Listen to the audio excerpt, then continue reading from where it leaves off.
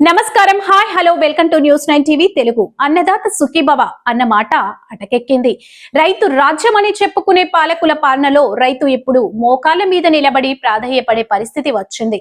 పంట పండించడమే మేము చేసిన తప్పు, మాకు అసలు బుద్ధి లేదు అంటూ ఆదిలాబాద్ జిల్లాలో రైతులు చేస్తున్న వింత నిరసన ఇప్పుడు రాష్ట్ర వ్యాప్తంగా సంచలనం రేపుతుంది. నెల రోజులుగా మార్కెట్ యార్డులోని పడిగాపులు కాస్తున్నా పట్టించుకోని సర్కారు తీరుపై ధ్వజమెత్తుతున్నారు. బేలా మండల రైతులు సాధారణంగా నిరసనలంటే ధర్నాలు, రాస్తారోకోలు చూస్తాం.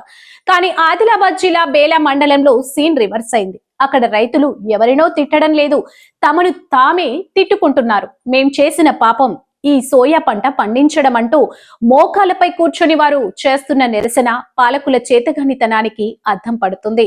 ఖరీఫ్ సీజన్ ముగిసి కష్టపడి పండించిన సోయా పంటను మార్కెట్ కు తీసుకొస్తే అక్కడ ఎదురవుతున్నది అవమానాలే.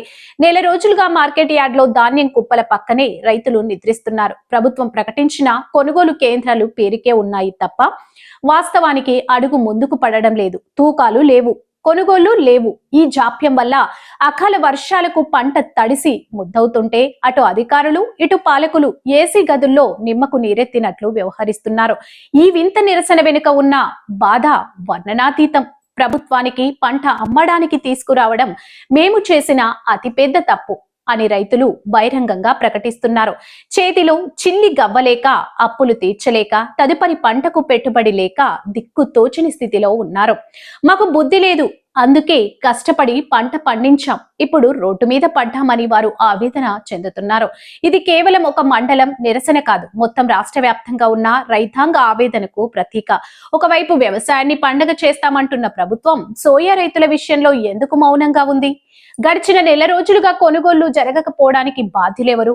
మిల్లర్లు సిండికేటా, లేక అధికారుల నిర్లక్ష్యమా? రైతులు తమను తాము తిట్టుకునేలా చేసిన ఈ వ్యవస్థకు మనగడ ఎక్కడిది?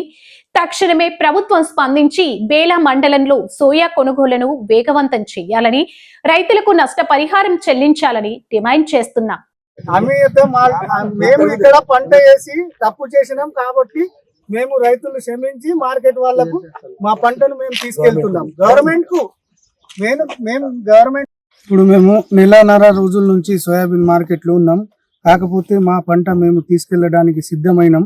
ఇప్పుడు అయిపోయింది, మాకు తెలిసిపోయింది ఏమంటే ఈ ప్రభుత్వం మా సోయా కొనుగోలు చేయదు. కాకపోతే మాకు మళ్ళా ఇంకా వడ్డీ వ్యాపారులు బాగా బ్యాంకు కట్టాలా, పైసలు మాకు ఇప్పుడు ఖర్చుకు లేవు, అందుకే మేము ప్రైవేట్ కు కొనడానికి సిద్ధమయ్యాం.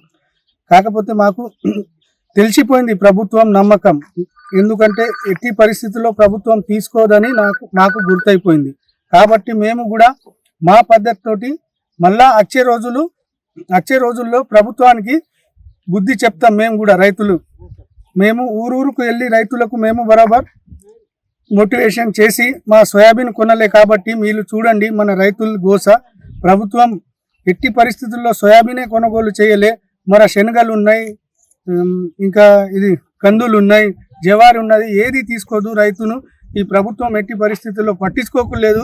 కాబట్టి రైతులు ఇప్పుడే ఆలోచించి మనం ఎవరి వైపు పోవాలనో ఎవరి వైపు పోవద్దో అది ఆలోచించి రైతులు ఐక్యంగా ఉండి రైతు పండించిన పంటని ప్రభుత్వం కొనే విధంగా రైతులు ఐక్యంగా ఉండి ఇక ముందర మనం ఏ ఉద్యమం చేయాలన్నా రైతులు ఐక్యంగా ఉండి ఉద్యమం చేస్తే ప్రభుత్వం మెడలు వంచచ్చు.